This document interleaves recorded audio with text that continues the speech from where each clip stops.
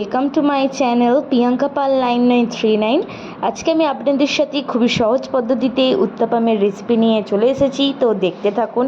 এখানে আমি 2 বাটি চাল সিদ্ধ আর 1 বাটি ডাল নিয়েছি, বিউলির ডাল।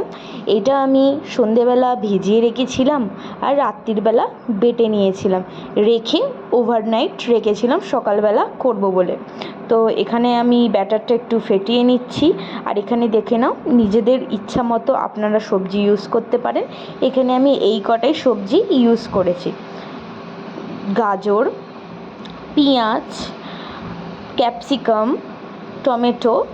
আমার এখানে আমি গাজরটা ইউজ করিনি, তোমরা চাইলে করতে পারো। যত সবজি দেবে তত তোমাদের ইচ্ছা, খুবই সুস্বাদু হবে। তো এখানে আমি এই কড়াইটা করে নিচ্ছি, তো দেখতে থাকো।